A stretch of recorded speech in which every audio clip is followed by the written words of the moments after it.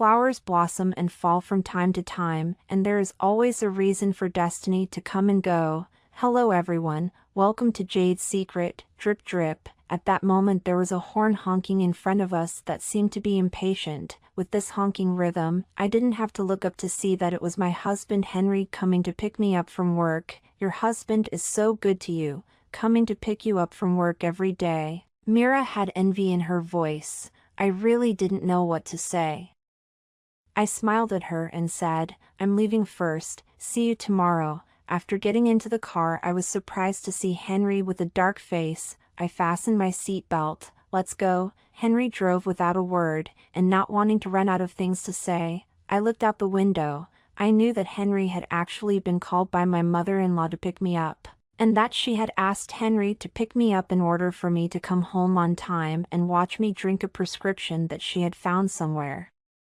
Henry and I had been married for 3 years and had never had children. We didn't plan to have children in the first year of our marriage because we wanted to be alone first, and we were taking precautions during the day. In the second year, Henry's mom, my mother-in-law, came to live in our house and personally supervised us to have children. Not only did my mother-in-law push me, but my mom also started to urge me to have children. Henry and I decided to follow the old man's wishes and have a baby. However, after a year of preparation, I was still not pregnant. Henry's mother looked at me more and more bad eyes, often openly or secretly, said that I was a hen that could not lay eggs. She also started to look around for a prescription for a baby, and watched me drink it every day. Drinking 2 months is still no use. I now smell the smell of medicine, want to vomit. Sometimes I really do not want to drink.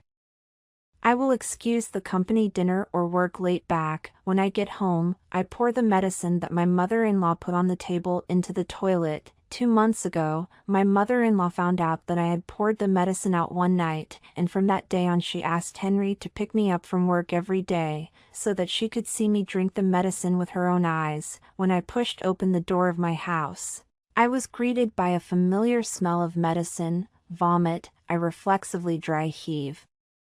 My stomach throbbing with pain. I've been drinking this medicine for half a year now, and not only has it not improved at all, but it's also ruined my stomach. Lily, drink the medicine. My mother-in-law's face was dark as she brought the medicine to me. I swallowed and looked at Henry, hoping he would say something for me, but he headed straight for the house and ignored me. I had no choice but to drink the medicine, the bitter and fishy taste spreading in my mouth, seeing me finish the medicine. My mother-in-law's face eased a little, back to the room to see my husband paralyzed on the sofa playing with the phone. I feel a little angry. This medicine is something I really don't want to drink anymore. Henry, let's go to the hospital together for a checkup. If there are any problems, the hospital can also treat them earlier. This medicine I really don't want to drink anymore. Lily, what are you babbling about? You can't conceive a child yourself. So what kind of tests are you asking Henry to do? My husband was shouted at by my mother-in-law before he could finish his sentence. I sighed breathlessly. How do I know that I'm the one who can't conceive a child when I haven't even gone for a test? Although I was furious in my heart, but she was my mother-in-law after all. I calmed down and walked up and squeezed out a smile to speak kindly to her. Mom, this pregnancy is a matter of 2 people. I do think Henry and I want both. Snap. Before I could finish my sentence, a slap came unexpectedly and I froze a little, my ears buzzing. My face was on fire with pain. My mother-in-law's eyes were red and she was glaring at me in anger, her hands still raised in midair, while Henry was currently grabbing her wrist. If she hadn't, she certainly wouldn't have hit just this one time. Mom, don't be angry with Lily, Henry said, putting his mother-in-law's hand down gently and giving me a wink. This was the first time my mother-in-law had ever hit me, and I didn't feel like I had overstated any of my words to touch her back. I felt aggrieved and angry, and tears came to my eyes. I was about to argue with my mother-in-law when I saw Henry shaking his head at me. For Henry's sake, I said nothing and went to my room. For a few days afterward, my relationship with my mother-in-law was rather frosty, and the atmosphere in the house was very depressing. I could never figure out why my mother-in-law minded so much about us going to the hospital for a checkup. Nowadays, many people go for body checkups as couples before they want to have children, and it's obviously just a very common thing, but my mother-in-law slapped me for it. What are you doing without sleeping? This night, I again think about this as tossing and turning and cannot sleep, was woken up. Henry closed his eyes, impatiently muttered, "Hubby, how do you think we're not going to have a baby?" Obviously preparation for pregnancy matters can do all, and Henry also and my mother-in-law and I under the supervision of smoking and alcohol have quit for a period of time, but my stomach just didn't respond at all. As I watched my friends have children, I wanted to have my own child. As a traditional woman, I was looking forward to the feeling of being a mother. "Why don't you talk to Mom and we'll both still go to the hospital? Don't you dare." Henry interrupted me at once. He opened his eyes and looked at me and said, "Are you trying to get hit by Mom one more time? But don't think about it so much. Karma will come naturally when it comes. Hurry up and go to bed. It's late," Henry said as he shook my hand that was on his side. I turned my head and wanted to say something else. Instead, I saw that he had already closed his eyes and was breathing evenly as if he was already asleep. I touched my flat belly. Wanting a child is obviously a matter for two people, but it seems like I'm the only one who's suffering from this pressure. Because of that argument, I stopped taking my medication for a few days, and Henry didn't come to pick me up for a few days. That day after work, my heart thumped when I walked out of the office and saw Henry's car. "Mom told you to pick me up."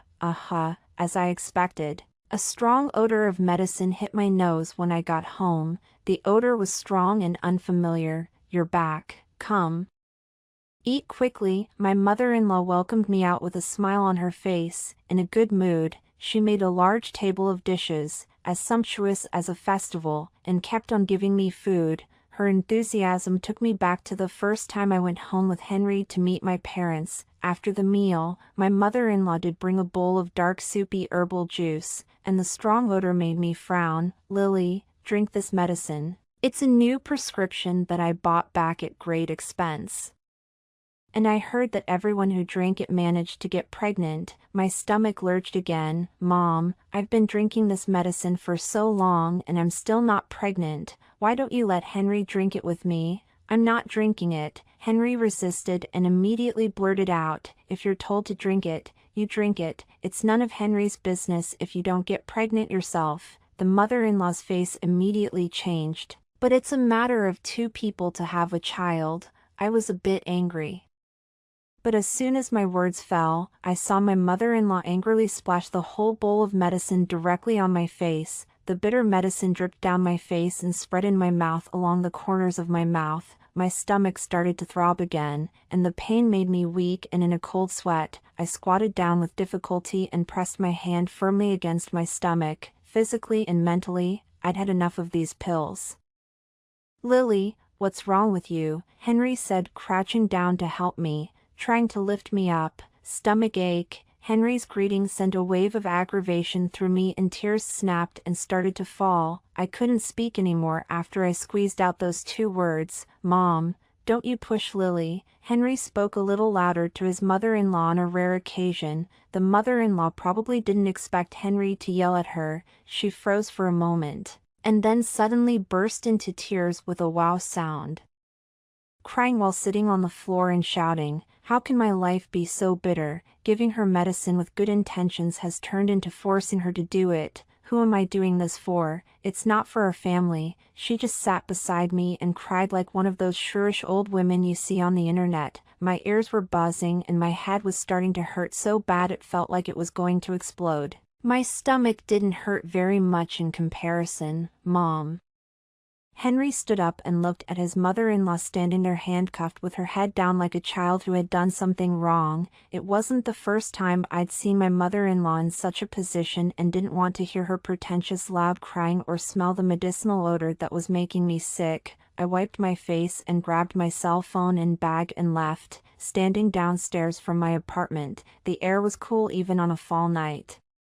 And I took several greedy deep breaths of the drug-free air. Now is the time to walk after dinner, the apartment building under a lot of couples holding children out to play, looking at other people's happy look. My heart is also very bad taste. Why wouldn't I want a child? I wasn't surprised that Henry didn't come out after me. He has never put his mother-in-law first. In the past, when we were in love, he often mentioned his mother-in-law. At that time, I only thought he was filial piety. But I didn't want to be a mommy's boy. I didn't go back that night. I went back to my mom's house for 2 days, in order not to let my parents worry. I lied to them that Henry was on a business trip and I missed them, so I came back to stay for a few days. After 2 days, Henry sent me a message to apologize, gave me a lot of good words, said how his mother is not easy. I was told to stop and come home. I really did not want to drink that medicine again, so I did not go back. See, I still do not want to go back. Henry will come directly to the company to wait for me. Looking at this person in front of me, I loved for 6 years, my heart a burst of sour. I told Henry that it was okay to go back, but he had to go with me for a checkup. If the test came out that there was something wrong, I would be willing to drink as much medicine and do as many treatments as I wanted. And I also wanted to have a baby that belonged to me and him. Henry hesitated and promised me. I asked Henry not to tell my mother-in-law. I didn't want to create another problem. Henry agreed right away, which made me happy, and I immediately contacted the hospital to make an appointment for the test. Not knowing how to face my mother-in-law, I thought I would continue to stay at my mother's house until the test results came back, the day before the test. I was a little nervous and messaged Henry to tell him not to socialize after work and to rest early in the evening. Lily, you come out here. I froze for a moment at the familiar voice and stood up to find my mother-in-law actually appearing in front of our office. Mom, why are you here? The people in the company all looked over to my side, and I hurriedly greeted them and tried to take my mother-in-law away, only to see my mother-in-law aggressively walk towards me, without saying, gave me a heavy slap, and then violently pushed me. I did not stand still and fell to the nearby coffee table. My head just hit the table. Accompanying the screams was my mother-in-law's loud curses. I be this bad woman, can't conceive a child and still blame my son. A hot stream of water trickled down my forehead, accompanied by a sweet fishy odor. My vision became more and more blurred, and my ears perked up. Mira was pulling her mother-in-law to a halt at the moment, who was grimacing and didn't know what she was saying. My eyelids grew heavier and heavier, and finally there was blackness before my eyes. When I woke up I found myself lying in the hospital. Lily, you're awake. I moved my feeble hand with difficulty. My mom, who was guarding the hospital bedside, realized that I had woken up and excitedly stood up to look at me with a concerned face. How are you feeling right now? Is there anywhere uncomfortable? I shook my head, struggling to hold myself up, and looked around the hospital room, only to see my mom standing by the hospital bed. She didn't look too good, and the dark bruises under her eyes should have come from caring for me in the hospital. Mom, I'm fine. My heart felt bad, my eyes were hot, but I held back the tears. I couldn't let Mom and Dad worry about me anymore. My parents knew about the fact that my mother-in-law had put me in the hospital, and my dad was so angry that he slapped Henry. My mom was still so angry about it that she asked me to stay at my mother's house after I was discharged from the hospital and demanded that Henry make sure my mother-in-law apologized to me and moved out. My mom's words made the aggression in my heart tense up, and I couldn't control my tears, which I hurriedly wiped away with my sleeve. Mom, where's Henry? I could understand my mother-in-law not being there. She was the one who put me in the hospital, and she sure as hell wasn't going to come and take care of me. But where's Henry? It's been almost half a day since I woke up and I haven't seen anyone else at all. He's, traveling, said he'd be back today. My mom's tone was cold, obviously very unhappy with Henry. I later realized that I had been lying in the hospital for 2 days, and that he had let my mom take care of me in the hospital yesterday after he took me there, while he went on a business trip. We had an appointment to go to the hospital today for a checkup, but he was traveling now. I realized at once that Henry had no intention of going with me for the checkup, and my heart went cold at the thought. The doctor said I had a bit of a concussion from the hit, so I would have to stay in the hospital for 2 more days for observation. Henry finally came in the evening, and after he smiled at my mom for a while, she left, telling him to take good care of me. I knew that my mom was afraid that I would be upset, so she gave Henry this opportunity. Henry sat on the edge of the hospital bed, picking up an apple while peeling and explaining to me, saying that this contract is very important to him, related to his promotion, so he must personally go to keep an eye on it, so that I do not take it to heart. Henry, there's another house at my house that's vacant. Let my mother-in-law move in there, seeing that Henry never mentioned the mother-in-law thing. I decided to speak up myself. No way. Henry really refused right away. The reasoning was that people would think we were ungrateful if we let our mother-in-law move away, and that there would be no one to cook and wash his clothes if she left. Don't be so petty. Mom didn't hit you because you didn't respect her. She said she wouldn't let you go for a checkup and you had to go. So now you're getting what's coming to you. Henry's tone was light and flippant. In his eyes, the responsibility for this matter lay entirely with me. My heart plummeted to the freezer, and I didn't want to say anything else at the moment. Henry handed me the peeled apple. I shook my head and didn't take it. He gave me a look and grunted, "I'll eat it if you don't." With that, he took a big bite out of that apple. Henry had forgotten that I didn't like apples. And even when I did eat them, I only ate a small piece. The man in front of me was so strange. As I watched him take a big bite of the apple, a thought flashed through my mind.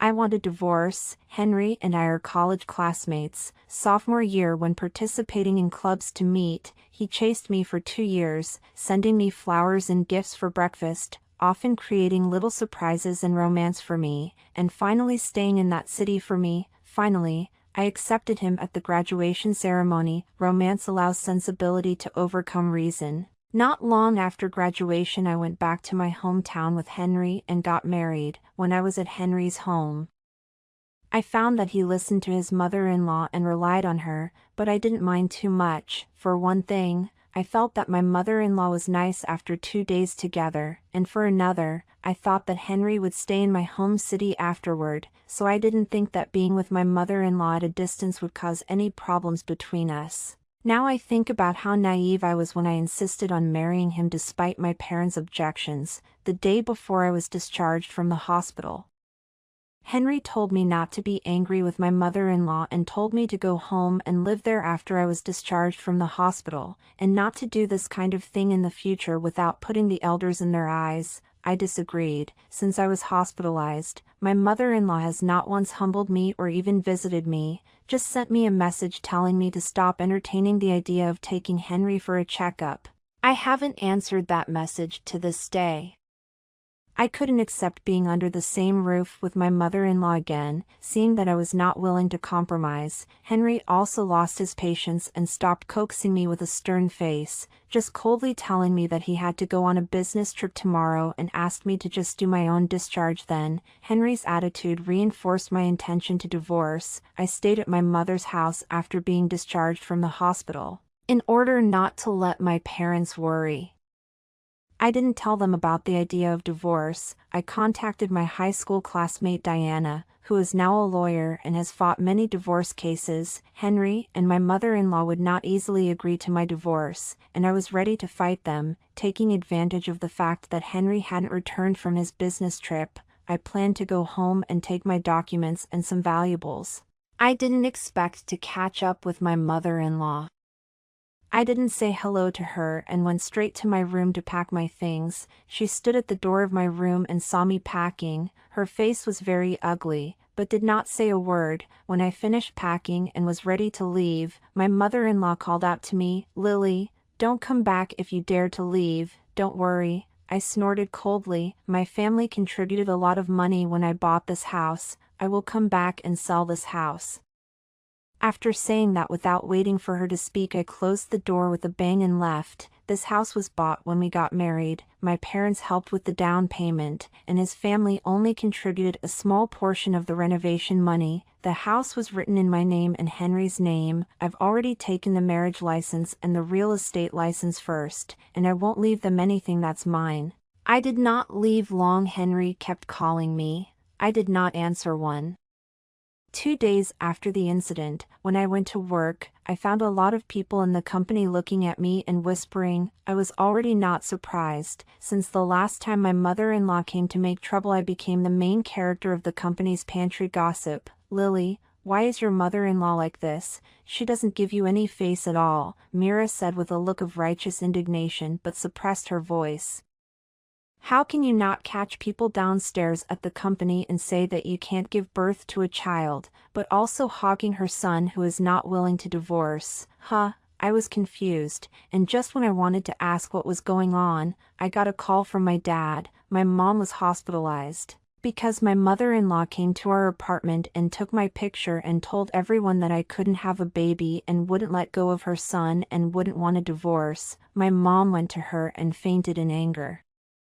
When I rushed to the hospital, my mom had already woken up, but her face was pale, and tears came to her eyes when she saw me. Lily, why is your mother-in-law like this? How can you be a human being in the future? My mom choked as she held my hand, and I felt the cool temperature of her hand. At the side of the father at this time also sighed heavily. My brother stood without saying a word. His face is very ugly. Later I realized, that day my brother was going to rush to find Henry to question.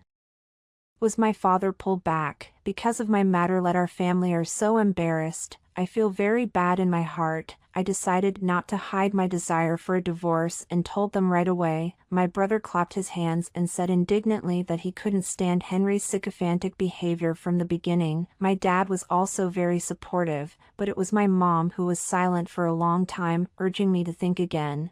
I know that my mom is worried that in case I still have Henry in my heart, I will regret it later if I divorce in a fit of anger now. Mom, this is a decision I've already thought carefully before making. After hearing me say this, my mom stopped saying anything. Rumors always spread. Within a few days, all kinds of dirty water were poured on me. There were those who said that I was born with defects and couldn't have a child, those who said that I purposely didn't have a child, and even those who said that I had too many abortions due to my promiscuity when I was in school, making it impossible for me to get pregnant. All kinds of rumors were spreading, which caused great disturbance to my work and life. Because of this, the company advised me to take an annual leave, so that I could take care of my family matters before going to work, when I went in and out of the apartment with my family on weekdays.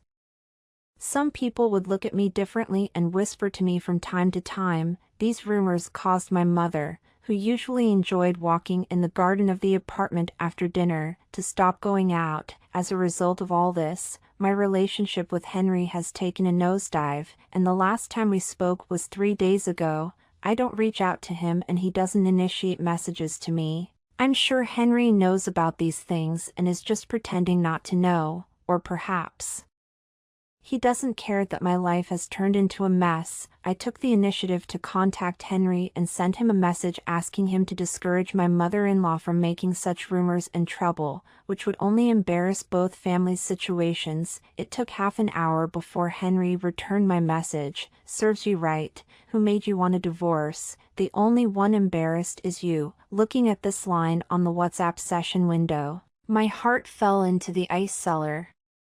To say that before do not want to do to never want to tear the face, because of Henry still miss the old feelings of the past words, that at the moment has all dissipated. For their mother and son's behavior I cannot tolerate. I must throw these dirty water back, right now. I need to determine why we can't have a child after all these years. Since Henry won't check, I'll do it myself. I can't prove that Henry has a problem now, but at least I can prove that I'm okay. With that in mind, I made an appointment for the fastest checkup at the hospital. Diana accompanied me for the full set of tests. I was nervous while waiting for the results at the hospital. My fingers clenched into fists and my heartbeat became faster. I didn't even dare to look at the results when the doctor brought them to me. Diana quickly brought them over to help me look at them and solemnly told me, "Lily, you're fine."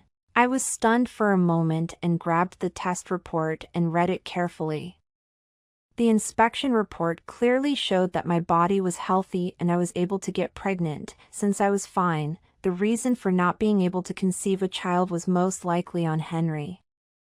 I wanted to prove my innocence, so I made sure to get Henry to take a fertility test, so I asked Henry to meet me at a coffee shop to talk to him about it. Henry came in with a scowl on his face and didn't give me the benefit of the doubt. My mother-in-law must have said a lot of bad things about me at his place, and what you can tell is that Henry himself thinks that the main reason things have gotten to this point is because of me. Henry.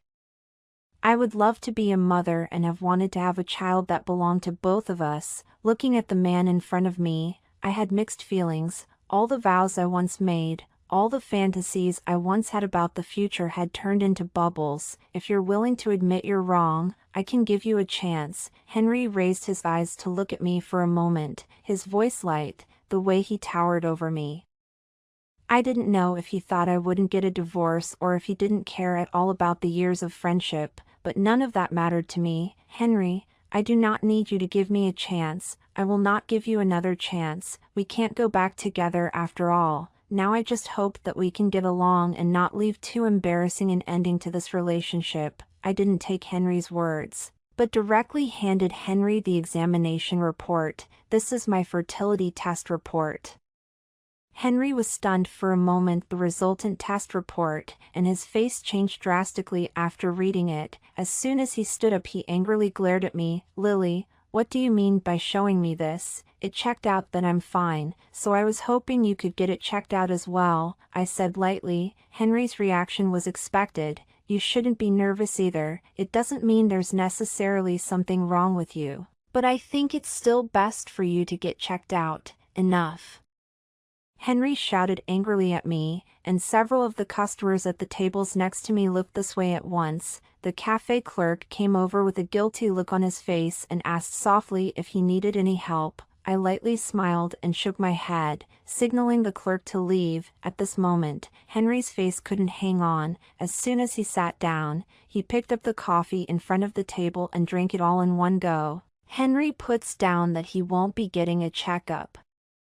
"I do not have a problem" does not mean he has a problem. Why let him go to do the examination? After saying that, he huffed and puffed. Henry believed in his mother and son. He was determined not to do the test, insisting that he did not have a problem. Therefore, the responsibility of not being able to have children is still shifted to me, and I am now like a mute person who can't speak. Why, obviously, I have been tested and found that there is nothing wrong with me.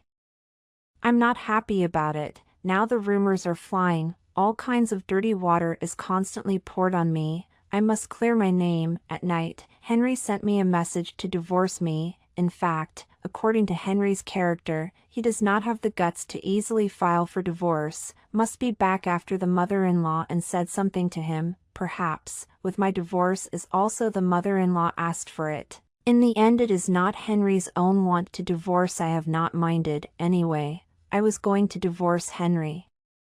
But I wouldn't divorce under these circumstances. A divorce at this point would only make these rumors spread even further. My mother-in-law would make outsiders think that Henry was divorcing me because I couldn't have a baby. I guess I told Henry that it was okay to want a divorce, but he would have to go to the hospital for a fertility test. My mother-in-law was at it again. She told everyone that I was not only a hen who couldn't lay eggs, but also an evil daughter-in-law.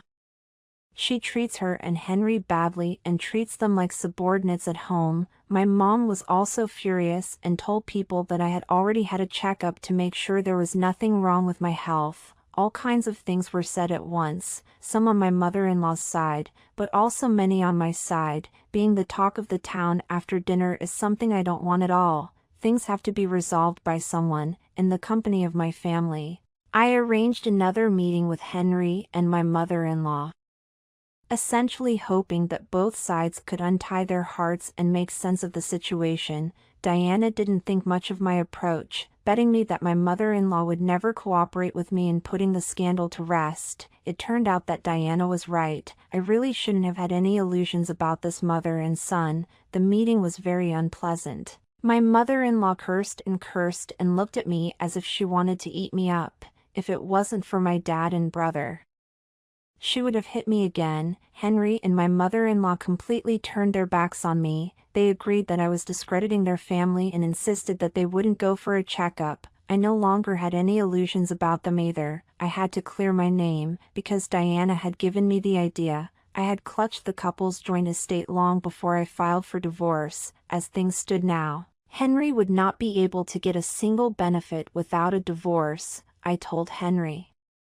After the divorce should be his part will be given to him, but the premise of the divorce is that he promised to go to the hospital to do a test to return my innocence. Henry insisted that he did not want to go for a checkup. The matter was left in limbo. Since the last time we met, my mother-in-law did not make a fuss anymore, and my life seemed to be slowly becoming peaceful. However, everything was just an illusion. One day, a month later, Henry suddenly showed a photo with a woman in his circle of friends. The woman in the photo had a slightly bulging belly. While Henry's hand rested on her shoulder, the woman's head leaned against Henry with a sweet smile on her face. "Lucky to have you. Looking forward to our little angel." The copy in Henry's circle of friends properly declared that the child in this woman's womb was his. I didn't recognize the woman in the photo, and judging by the way her belly was bulging, she should have been pregnant for 3 or 4 months. 3 or 4 months ago, Henry and I were still a loving couple in other people's mouths. I have been reading this friend circle for a long time, and I have a strong feeling in my heart that Henry's relationship with this woman should not be so simple. Because of this circle of friends, my social app exploded. Many of my college friends sent me messages asking me how Henry and I suddenly divorced. The classmates with better relationships comforted me and told me not to be sad for the scum. I don't believe that this woman is the object of cheating. Henry once told me that he liked to put his arm around his lover's waist so that the two people could appear closer, and also swear his sovereignty so that other men would stop hitting on his woman. When I was with him, she was always wrapping her arms around my waist every time we took a picture, something I hadn't forgotten.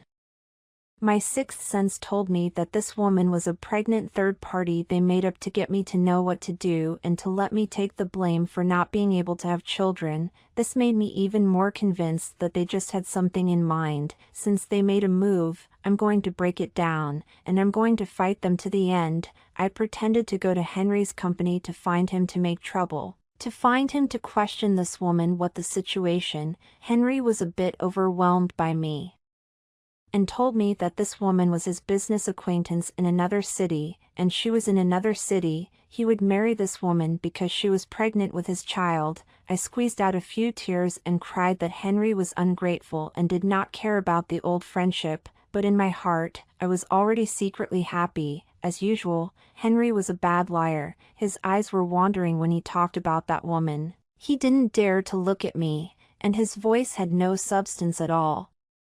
My best friend Sasha from college happened to be in another city. She was the first one to call me to comfort me when Henry showed off his pregnant cheating partner in his circle of friends. I asked Sasha to help me find out more about this woman. Sasha, for Henry's behavior is very bad. She gave me a promise, will help me find out the specific information of this cheating partner. Henry in the circle of friends show pregnant cheating partner. Mother-in-law is not idle. After a period of time, she started to walk around again, bragging to others about how good her new daughter-in-law is to her and Henry, and most importantly, that she is pregnant with our child. My daughter-in-law, on the other hand, couldn't have a baby and didn't want to divorce Henry. She even advertised to the public that after 3 years of separation, she would let Henry repudiate me immediately. These gossips soon reached my family's eyes.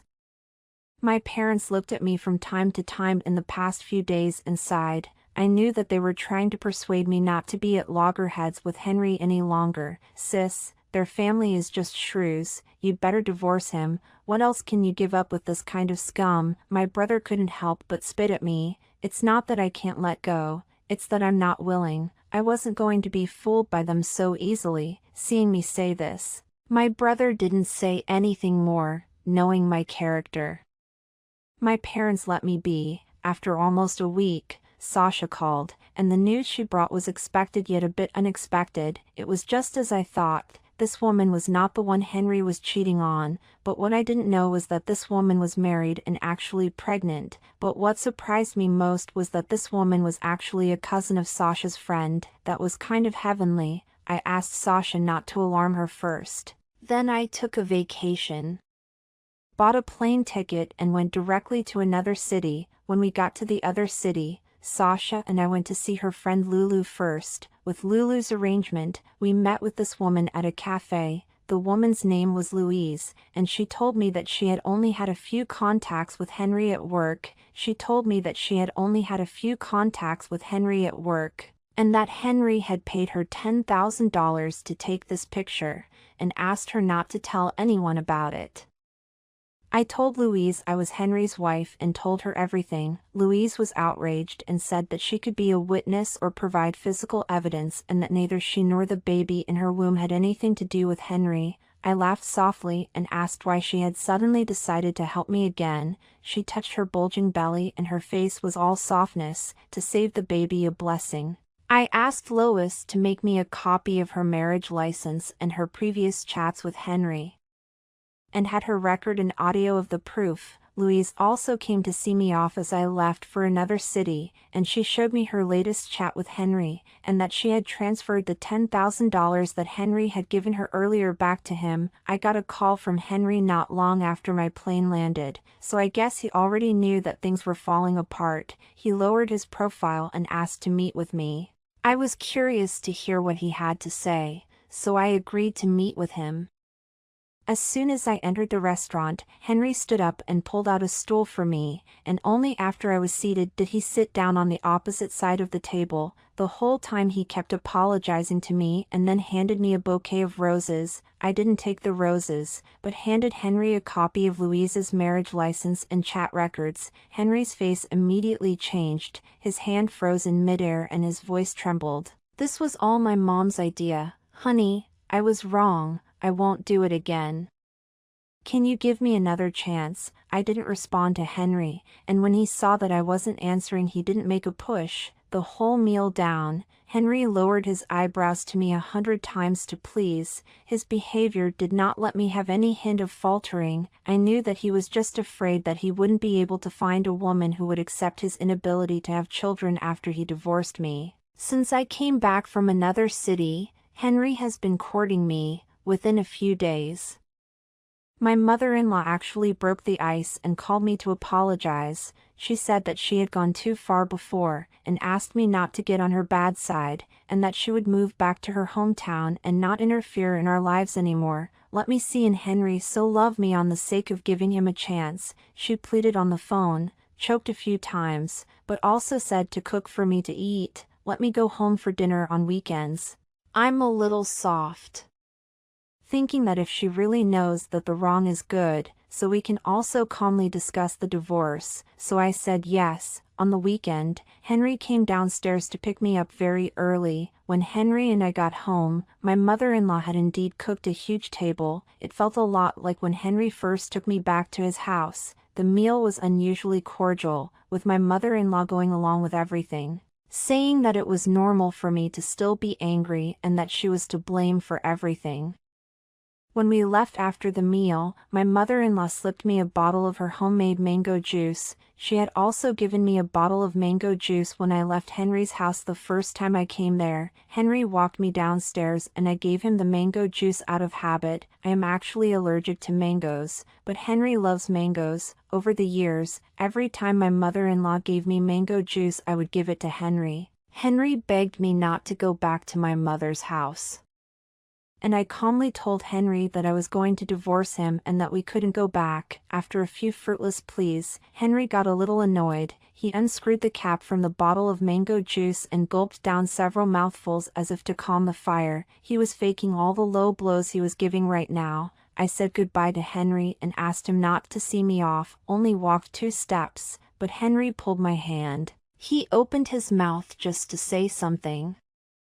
Suddenly his body a convulsion fell to the ground. The mouth also kept spitting out white foam. When the ambulance came, Henry was already dead. After examination, Henry died of a strong rat poison. The rat poison came from the mango juice he drank. I'm the one Granny wanted to poison at first, but she didn't expect to end up killing her only son with her own hands. It hit her hard, and not 2 days after Henry's death, she went crazy. I put her in a mental hospital. When I was packing up Henry's belongings, I found a test report. It turned out that he had secretly gone for a checkup long ago, and he was the one who couldn't have children. My mom also finally believed me, and the rumors slowly subsided. I sold the house and started a new life. People fight for a breath of air. I want to step down and live honestly and openly. Let's look at the second story. My mother-in-law was hospitalized, and I wanted to avenge the hatred I felt years ago. But I gave up when I saw what was under her pillow. My name is Mira, a 30-year-old professional woman who lives in an ordinary apartment in Beijing with her husband Jimmy and their 5-year-old son Luke. Our story began 5 years ago, when I was pregnant with Luke and life seemed quiet but dark. That afternoon, I received a call from my husband Jimmy. Mira, my mom fell and has to be hospitalized. Can you come over and help with this? On the other end of the phone, Jimmy's voice seemed anxious and helpless. My heart tightened. My mother-in-law had been giving me all sorts of hard times since I was in my monthly cycle, and the relationship between us had been strained, but hearing that something had happened to her, as a daughter-in-law, I knew I had to go. In the hospital, I saw my mother-in-law lying on the bed, her face pale. A flicker of mixed emotions flashed through my mind, but I quickly suppressed them. Mira, you're here.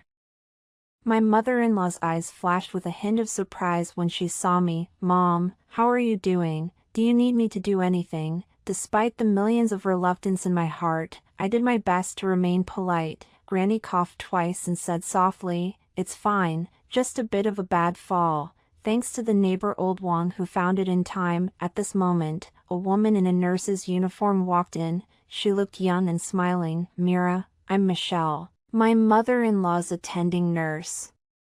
If there's anything I can do to help, just say so." I nodded. "Thanks, Michelle." During those few days, I took care of my mother-in-law in the hospital, and our relationship seemed to have eased. However, just the day before my mother-in-law was discharged from the hospital, I was making her bed when I accidentally found something hidden under her pillow. It was an old envelope containing several yellowed photos and a letter. Curious.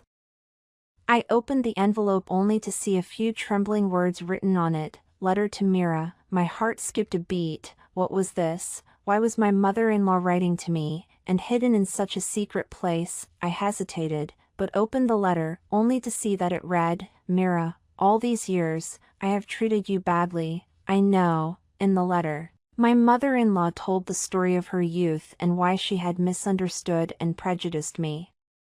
It turned out that she had suffered a predicament to mine when she was younger and had been treated harshly by her own mother-in-law. She thought I was just like her younger self, so she was afraid and wary. After reading the letter, I could not calm down for a long time. Suddenly, the door was gently pushed open and Jimmy and Luke walked in. As soon as Luke saw me, he jumped at me. "Mom, I missed you." Jimmy saw the letter and picture in my hand and asked, "What's this?" I took a deep breath and handed him the letter. "It's from your mom." Jimmy took the letter and read it in silence. I looked at him with 1,000 words in my mind, but I didn't know where to start. At that moment, my mother-in-law's voice came from the doorway. "Mira, can you come in for a minute? I have something I want to talk to you about." I looked up at her with a complicated gleam in my eyes. I knew that this conversation could change everything between us.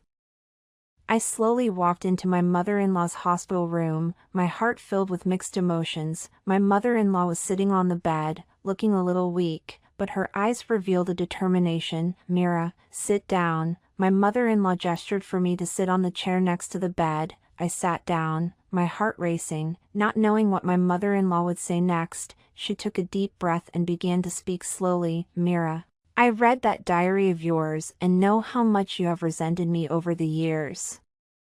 Granny's voice trembled a little. "I want to say I'm sorry. I was wrong." I froze. I had written down my feelings and my resentment towards my mother-in-law one sad night, but I didn't expect her to see it. "Mom, how could you?" I asked, puzzled. My mother-in-law sighed. "I accidentally found it in your study that day. At first I was just curious, but then after reading it, I realized how deeply I had hurt you." A trace of remorse flashed in her eyes. "I also suffered from my mother-in-law when I was young.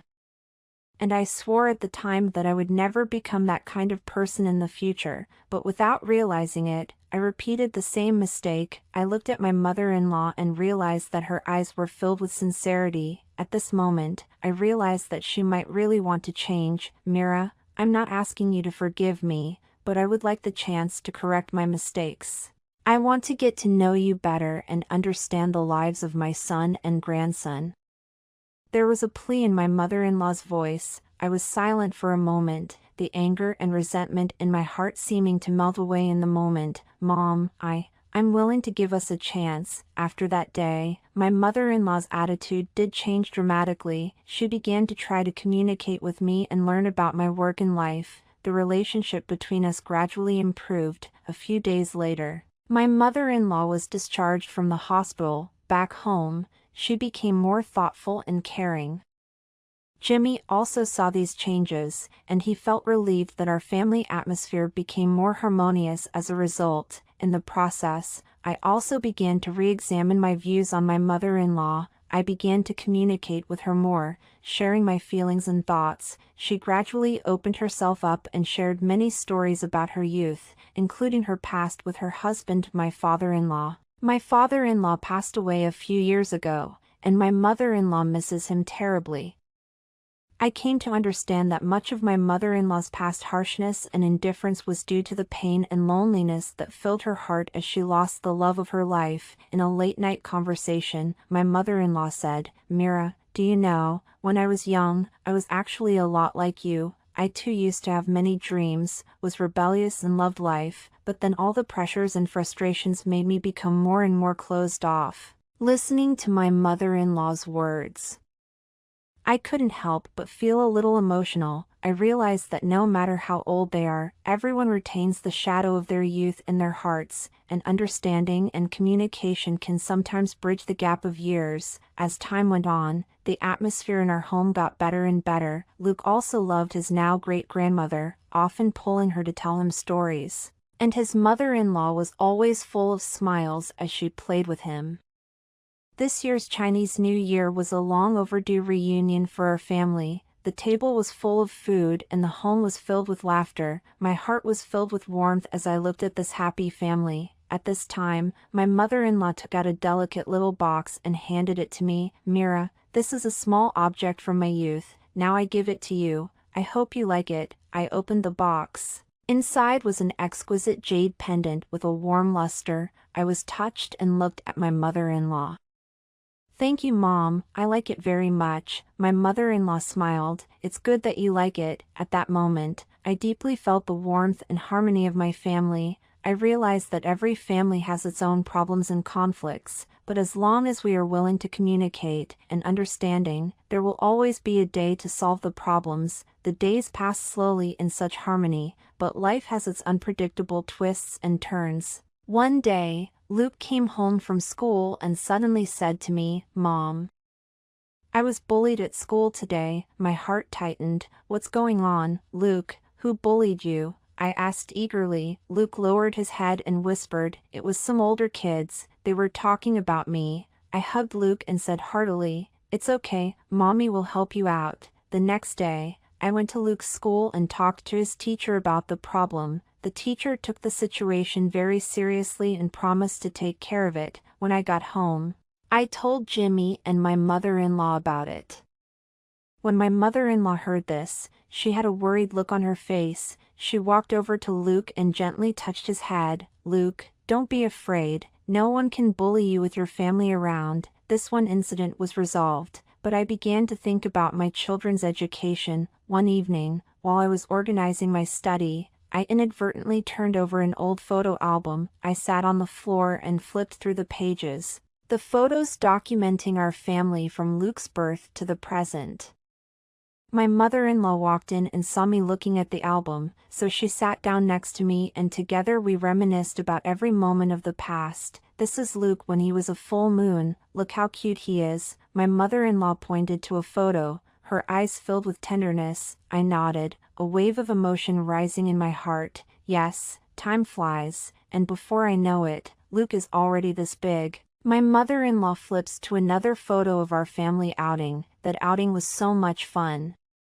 "We should get together like that more often." "Yeah, Mom, we should definitely spend more time together from now on," I responded, my heart filled with warmth and gratitude for my family. In this way, our family relationship grew more and more cordial in our ordinary routines. Misunderstandings and barriers between my mother-in-law and me gradually disappeared, replaced by understanding and respect. However, just when our family was harmonious and happy, an unexpected thing happened. One day, I received a phone call, and a familiar voice came from the other end of the line. "Mira, it's me, your old classmate Tina." I froze for a moment. "Tina, it's been a long time. What happened to you?" Tina's voice sounded a little shaky. "Mira, I've been having some trouble lately. Can you come help me?" I immediately replied, "Sure, where are you? I'll be right over." Hanging up the phone, I told Jimmy and my mother-in-law that I needed to go out and help a friend.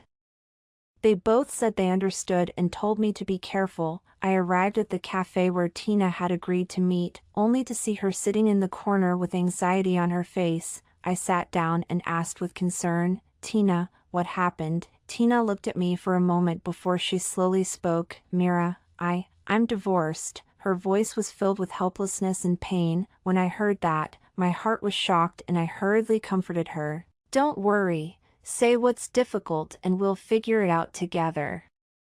Tina sighed. "It's about child custody. My ex-husband he wants full custody of our child." I held Tina's hand tightly and said seriously, "Don't be afraid, Tina, I will help you." With that, I began to help Tina with her divorce and custody issues. During this time, I deeply felt the difficulty of being a mother and understood more about my mother-in-law's past suffering. Through this incident, my friendship with Tina also grew deeper.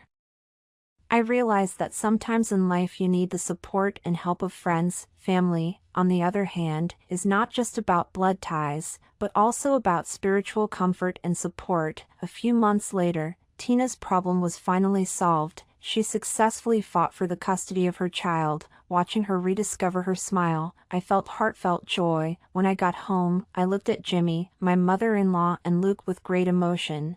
I knew that no matter how the outside world changed, my home would always be my strongest support. That night, Jimmy and I were talking on the balcony. The starry sky was bright and the night breeze was cool. I snuggled into Jimmy's shoulder, feeling the warmth of each other. "John, what do you think would happen if our lives stayed this peaceful?" I asked softly. Jimmy smiled and replied, "That would be the best, Mira. With you, Luke, and Mom, our family is as complete as it can be." I nodded, my heart filled with gratitude and happiness. Yes, the warmth of home is most precious on ordinary days. A few days later, there were some changes in the company, and my work pressure suddenly increased. Working overtime every day became the norm, and I began to feel exhausted and stressed out. One evening, I came home exhausted and saw that my mother-in-law had already prepared dinner for me and was still helping Luke review his homework. "Mira, you've worked hard. Come, eat something first." My mother-in-law looked at me with concern. I sat down and looked at the sumptuous dishes on the table, and a warm current welled up in my heart. I knew that this was my mother-in-law's love and support for me. During that time, I spent almost all my time under the care of my mother-in-law. She not only took care of the housework, but also often encouraged me and cheered me up. One day, I was so tired that I sat on the sofa in the living room and lost my mind. My mother-in-law sat beside me and said softly, "Mira, remember. No matter how busy you are at work, your body is the most important thing. You have to take care of yourself." I looked at my mother-in-law with gratitude in my heart. Over the years, the relationship between us had changed drastically, from the initial conflicts and misunderstandings to the current understanding and support. It was all like a miracle. Finally, a period of busyness passed, and things in the company gradually stabilized. I began to have more time and energy to return to my family. One day, I proposed a family camping trip to the countryside. Jimmy and Luke were excited, and my mother-in-law, although she was old, also expressed her willingness to try. That weekend, we drove to a lakeside campground in the countryside. The sky was blue, the lake was clear, and the surrounding area was green and picturesque. We pitched our tents and prepared a hearty picnic lunch. Luke was excitedly running around in the grass, and my mother-in-law was sitting by the tent, looking at Luke with a happy smile on her face. At night, we sat around the campfire, roasting marshmallows and chatting. Jimmy pulled out his guitar and played and sang softly. The warm atmosphere was incredibly cozy and satisfying. Watching all this, I was overwhelmed with emotion. This is the life I dreamed of, simple and cozy, full of love and laughter. The camping experience brought our family closer together. The bond between my mother-in-law and Luke has grown stronger. We all understand that home is not just a place to live, but also a harbor for the soul. The days flowed by calmly and happily. Each of us is working hard in our respective positions, and at the same time, we don't forget to enjoy the beauty that life brings. Sometimes, I would think of the letter that my mother-in-law gave me. That letter not only changed my relationship with my mother-in-law, but also taught me more about understanding and tolerance. Every day in life is full of challenges and uncertainties, but as long as we have love and the support and companionship of our family, nothing is impossible. The past will eventually pass, but the story is now a story. Your likes and subscriptions are what keep me updating, and I look forward to any advice you can give. We won't see you in the next story.